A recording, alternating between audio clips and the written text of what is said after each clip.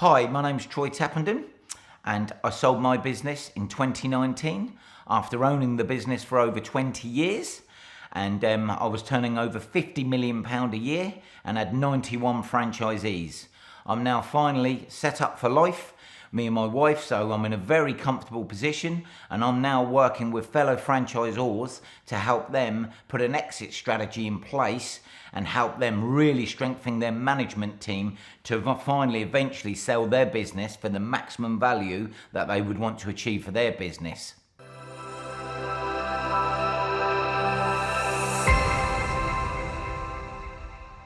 It's so important to have an exit strategy in place, because after working many years and growing and developing your business, if you do not have a figure in mind that you need to sell your business for, to retire on comfortably for the rest of your life, what is the goal and what is the number you're working to? You don't know.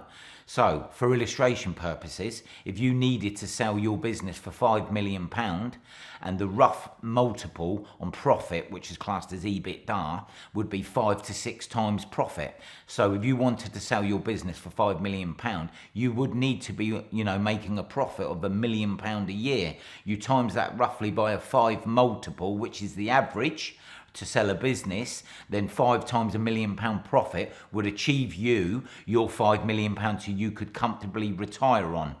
So that is absolutely critical, because if you don't have that number, how do you know what profit you have to generate in your business and get to, so then you can achieve the multiple to sell eventually for? It's absolutely critical.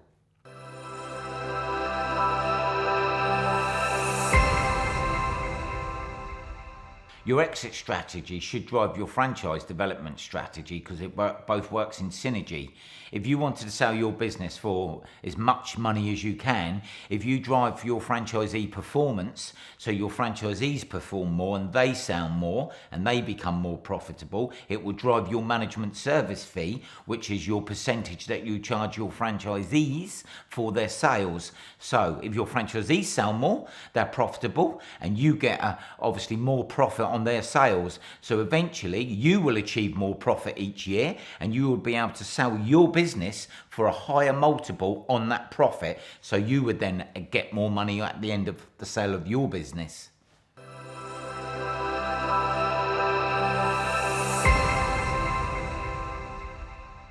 The right time to put an exit strategy in place is at the beginning, and you work back from it. They always say, always start with the end in mind.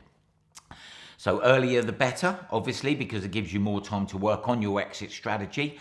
But I always say the absolute minimum you should be doing is when you're roughly 3 years away from wanting to sell your business, you should definitely be starting to put an exit strategy in place and trying to find a very good corporate finance company to work with you on this process of putting an exit strategy in place. But earlier the better, and if you could actually do it at the beginning of your business, that's even better, because it works in parallel together.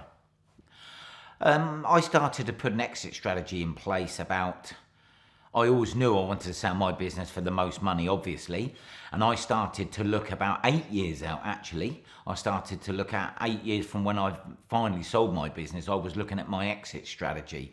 But definitely 5 years from selling my business, I really started to work on my business and put a very strong senior management team in place, started to engage with very good corporate finance companies who help you sell a business and work with you. And so I would say mine was definitely 5 years before I finally sold my previous business.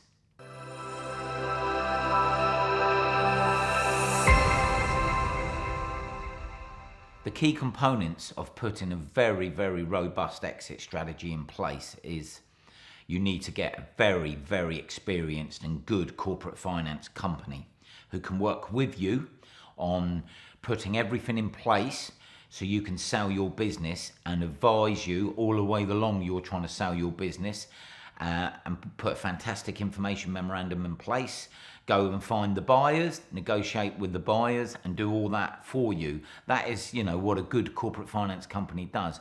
And also the other thing, which is totally so important, is you have to have a very strong management team in place, because without a strong management team in place, the buyer, you have to look from the buyer's eyes. They're buying your business. And if your business is all about you and you are really running everything, the buyer, why would a buyer want to pay you a load of money and then suddenly you'll be leaving the business? You're the driver of the business. So it's imperative you have a very strong business, very good management team in place who can run the business without you, so the business can carry on performing and being profitable for the buyer, and you have a very good corporate finance company. Those are the three most important things you need to put in place.